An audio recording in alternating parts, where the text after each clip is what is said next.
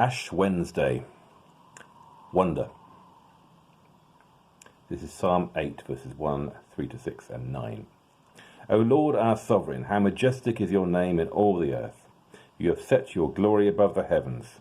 When I look at your heavens, the work of your fingers, the moon and the stars that you have established, what are human beings that you are mindful of them? Yet you have made them a little lower than God, and crowned them with glory and honour. You have put all things under their feet. O Lord, our Sovereign, how majestic is your name in all the earth. Picture a park on a warm summer afternoon.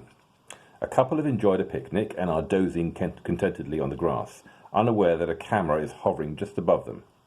But we are looking through the camera. At an unseen signal, the camera begins to rise vertically into the sky.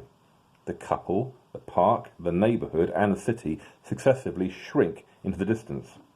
Before long, we have left planet Earth altogether and are travelling deeper and deeper into space. Planets, stars and galaxies slide past as the camera continues out to the furthest reaches of the cosmos. There in utter darkness, the camera pauses for a moment before going into reverse. We begin a silent return across the vast tracts of the universe, back down to Earth and down towards the city, the park, the sleeping couple and the remains of the picnic where it all began. But the camera doesn't stop there. When it reaches the couple, it continues its descent right into the body of one of the sleepers. Moving through the blood vessels, membranes and cells in ever finer detail, it reaches the microparticles that lie at the source of human life as we know it. Meanwhile, the couple on the picnic rug are completely unaware of it all. They are asleep. You can see this on YouTube. It's a well-known video called Powers of 10. If you just look that up on YouTube, you can see it for yourself. Fantastic watch.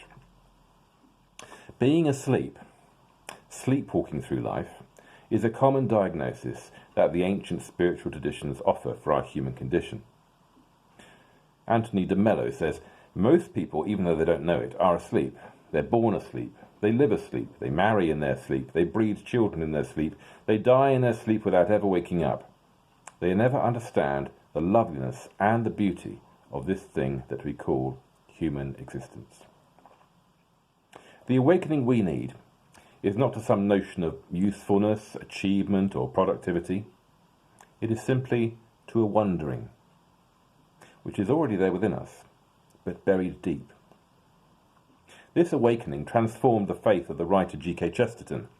The discovery that, as he put it, at the back of our brains, so to speak, there was a forgotten blaze or burst of astonishment at our existence. People in early Christian icons are painted in the sort of proportions often found in children's drawings. Their eyes are saucer-wide, expressions fixed in astonishment at what they have been awakened to. Their mouths are very small, but the ears are painted large. The message is clear. Watch, listen, wonder, and be slow to speak. This is not the time for chat or speculation. How does such awakening come? We sometimes speak of a wake-up call, a moment in life that jolts and shocks us into new awareness. It may come in the encounter with a new culture or landscape that a holiday brings. We see the world in a new way, in a new light. The birth of a child often sparks an awakening of profound wonder.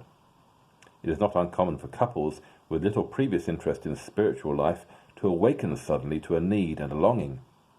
The feeling can surface when life is under threat.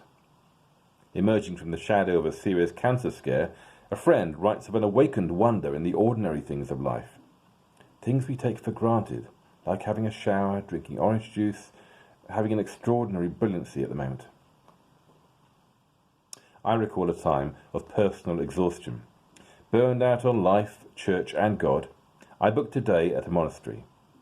Beyond thought, prayer or sleep, I simply sat in the garden for hours, staring at a small patch of grass between my feet. Nothing dramatic happened. I could not have coped if it had. But I remember very slowly beginning to notice just how much life there was in that grass, its shifting colour and texture in the sun, the dew, the tiny insects, and I began to awaken again to life. Wonder, like reverence, is not for grasping to suit our own ends or needs. It requires a certain surrender, a self-forgetting. It is about paying attention to what is already present, but too easily unnoticed. It takes practice, but it is all there waiting for me when I look.